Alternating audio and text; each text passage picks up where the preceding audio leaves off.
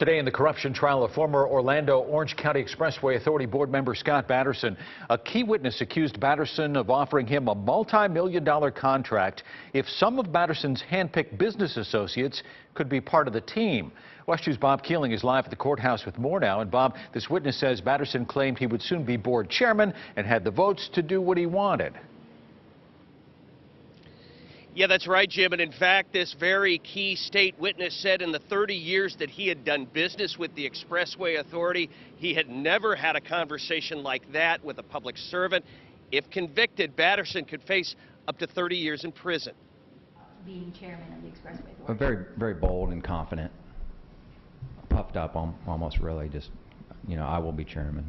At a Baldwin Park sports bar last year, Mark Callahan, the client services manager for a local engineering firm that did work for the Expressway Authority, testified today that newly appointed board member Scott Batterson made it clear he would soon be chairman and he would control a 3-vote majority, including his hand-picked appointee, Marco Pena. Marco was his boy, was the terminology that I recall to use. With that political clout, Callahan says Batterson told him he would control votes on lucrative contracts like the Expressway Authority's highly coveted general consulting contract worth $5 million in business a year to a firm that competed with Callahan's.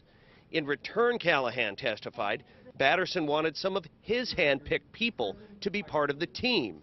As a jury panel of 4 men and 4 women listened closely and took notes, the prosecution asked Callahan if he had ever had that kind of a conversation with a board member previously. In my 30-plus years as an engineer, I've never had a public servant come up to me and offer me a contract, and I assume we're going to talk about some additional things here, but yes, it was very unique, very out of character. On cross-examination, Callahan did say that Batterson understood and said that these were just people he suggested to be on the team and they would need to be vetted and checked out to see if they qualified. Just in the last half an hour or so, the state has rested its case, and Batterson's defense is arguing for a judgment of acquittal. We'll have an update in our next hour. Reporting live at the Orange County Courthouse, I'm Bob Keeling, WESH 2 News.